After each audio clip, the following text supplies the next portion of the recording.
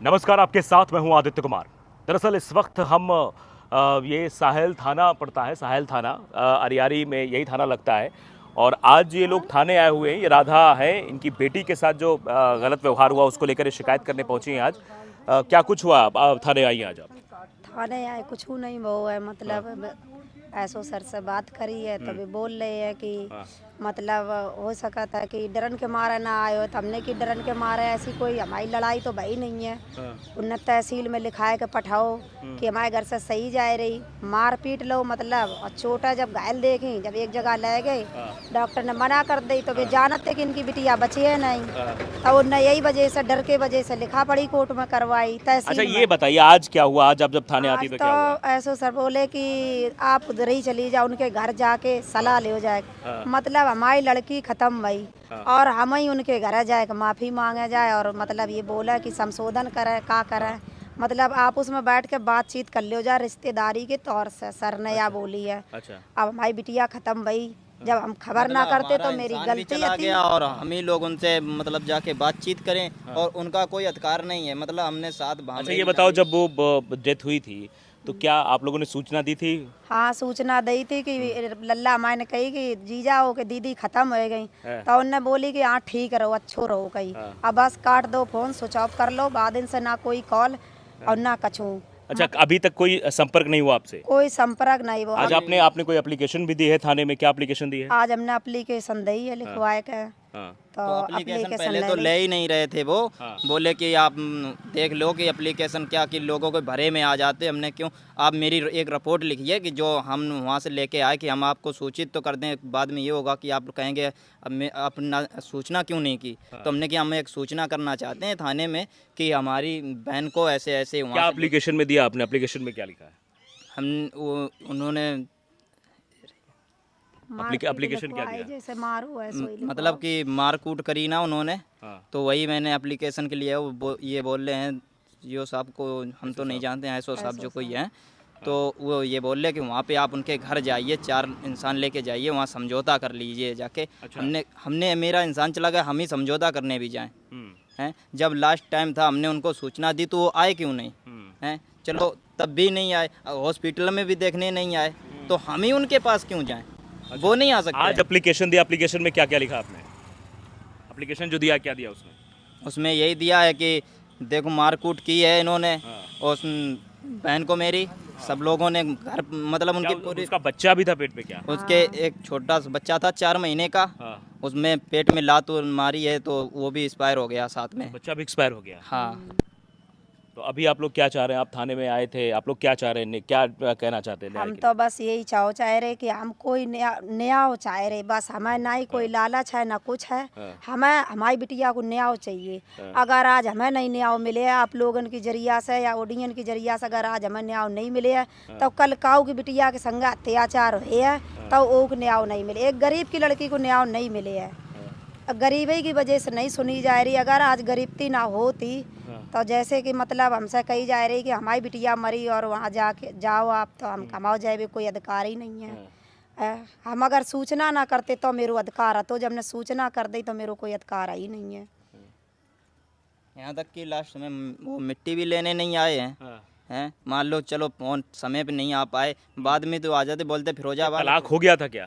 तलाक कुछ नहीं हुआ था। तलाक नहीं। खाली उन्होंने मारा कूटी कि उन्होंने जान के कि ये बचेगी नहीं तो उन्हें कोर्ट मतलब तहसील में जाके वकील द्वारा स्टाम्प पे लिखवा लिया हर चीज़। मेरी बहन पढ़ी लिखी तो थी नहीं ना, मामा जो लेने गया तो वो भी पढ़ा लिखा नहीं था। इन्होंने धमकी द्वारा मतलब एप्लीकेशन पे साइन करवाए तब वहाँ से भेजा।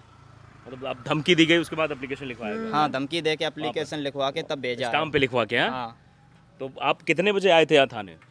थाने हम हम आए आए थे थे करीबन 12 बजे के टाइम पे आए थे। 12 बजे आ गए थे। अभी कितना टाइम हो रहा है? अभी 3:30 बजने को है ना? हाँ 3:30 बजने को। तो एप्लीकेशन हो गई आपकी? हाँ, एप्लीकेशन क्या कहा एसओ साहब को? जो आपने एप्लीकेशन दिया एसओ साहब ने क्या कहा? कि लिखा ला है हमने कि यहाँ लिखा ला है कि आप जाइए। अच्छा, हाँ। आप जाइए, अब न्याय देंगे, उम्मीद है?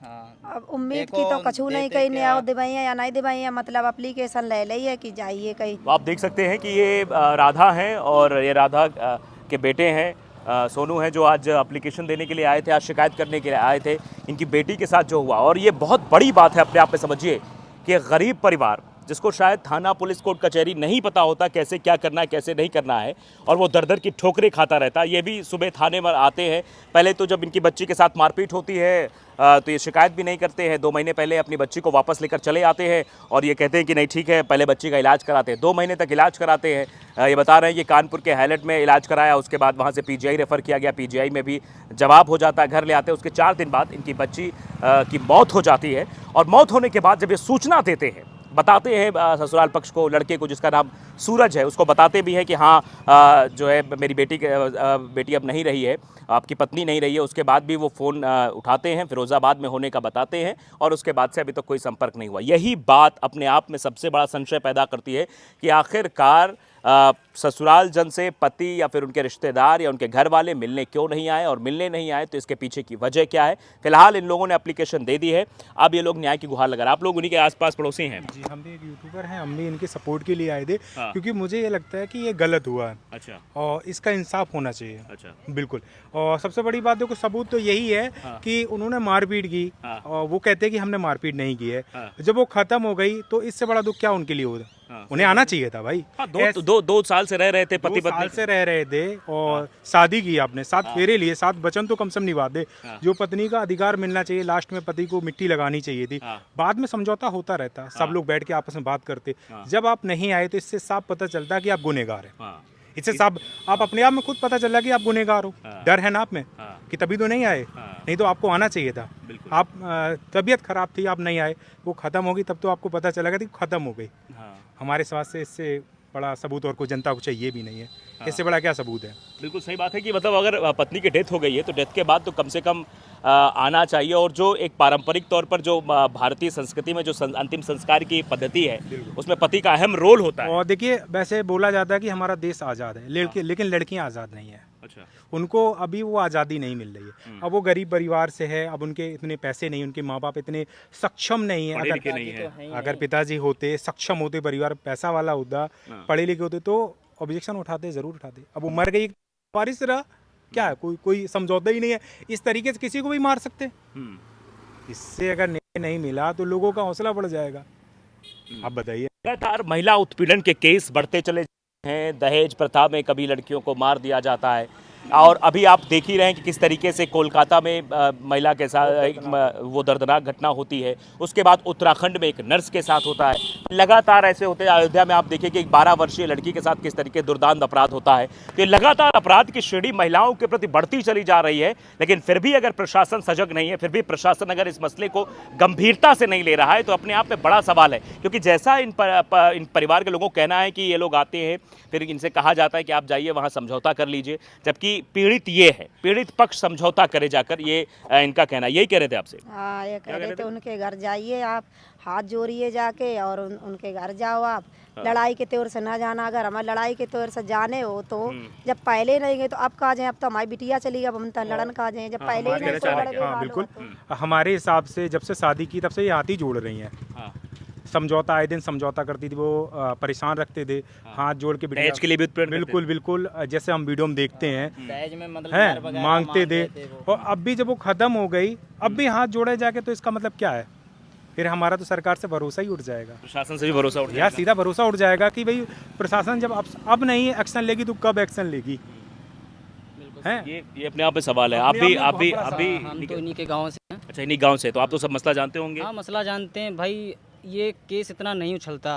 अगर वो यहाँ आ जाती तो हो सकता, हम लोग इंसान हैं, थोड़ी बहुत इंसानियत हमारे अंदर है। हम लोग सोचते चलो बंदा लास्ट टाइम आया तो सही, क्योंकि जो पति पत्नी होता है, पत्नी पति की होती है। ठीक है, ये जो डेड बॉडी हो गई उनको लगाना चाहिए, अंतिम संस्कार उनको करना चाहिए, ना कि लड़की पक्ष वालों को। ये सबसे घिनौना काम है। उस व्यक्ति को सजा मिलनी चाहिए। यदि उसने, पहली बात तो सीधी है, जो पीएमओ रिपोर्ट है आ गई होगी, अभी बोल रहे नहीं आई, 1-2 दिन बाद आएगी, जब भी आएगी उसमें साफ आ जाएगा। और जो एप्लीकेशन देना था, ये हम लोगों का दायित्व था एप्लीकेशन देना, उनका लेना है। वो क्यों नहीं ले रहे थे, एनी रीजन, कोई रीजन होगा उनके सामने, बट उनको लेना चाहिए। और आप लोग आए, उन्होंने लिया, आप लोगों का बहुत बहुत धन्यवाद। मैं बस यही कहूँगा, प्रशासन से हाथ जोड़ के निवेदन है कि एक ये लड़की की घटना नहीं है, ऐसी बहुत सारी लड़कियों के साथ घटना हो सकती है और हो भी रही है। मैं तो ये मानता हूँ कि ऐसे कामों पे प्रशासन को और आगे जल्दी आना चाहिए, हाँ, ताकि एक नज़ीर प्रस्तुत हो सके, लोगों को दूसरा लगे- कोई ऐसा ना कर सके। लोगों को ऐसा लगे कि भाई अगर मैं ये लड़की के साथ ऐसा हुआ, अगर मैं ऐसा करूंगा तो भाई 100% एक रिजल्ट मेरे सामने भी ऐसा आ जाएगा। मुझे ऐसा नहीं करना चाहिए, लेकिन प्रशासन कहीं ना कहीं ढीला डाल रहा है भाई। मेरे को लग रहा है तीसरा दिन चौथा दिन है और क्या? और रिजल्ट 0 है। I am not sure in this government and in जो ये प्रशासन है। मेरे को तो बहुत गुस्सा है जिनसे भी ये बोल रही है कि मेरे से अंदर ऐसा बोला, मैं तो अंदर नहीं था, बट ये जो बोल रही हैं ऐसे प्रशासन को नहीं आना, ये भी है बिल्कुल रॉन्ग है। इनके साथ नाइंसाफी तो हो ही रही है, क्योंकि चौथा दिन हो गया भाई, कुछ ना कुछ कार्रवाई होनी चाहिए। बिल्कुल। बट प्रशासन के सामने ऐसी क्या मजबूरी है भाई, किसी की लड़की चली गई और लड़की अगर लड़के के वाले के हाथ जोड़ के निवेदन करेगा, यार फिर तो गलत बात है। वो तो इंसान चला गया, अगर वो जा रहा हाथ जोड़ेगा, ये तो बहुत गलत बात है। ये तो एक तरफा हाँ, पक्ष हुआ, तो ये- एक तरफा हुआ ये तो फैसला। मतलब गलती भी स्वयं करे हाँ। और मतलब उसके बाद बिल्कुल, उससे ही माफी और मांगी हम जाए। माफी मांगने भी, लड़की भी हमारी चली जाए फिर हम हाथ जोड़ के जाएं, साहब हमें छोड़ दो। क्या यार, प्रशासन मतलब से उम्मीद है कि किस ऐसा इस देश में हम जरूर रहते कराया हैं जहाँ की बताई जाती है कि डिजिटल इंडिया, क्या माने हम इसको। बाकी लेकिन हाँ, जनता ये खुद सोशल समझदार मीडिया है का जमाना है, और तो हर एक FIR इंसान होती है। इंसाफ चाहता है। जो भी दोषी है उसको सजा मिलनी चाहिए, बात खत्म।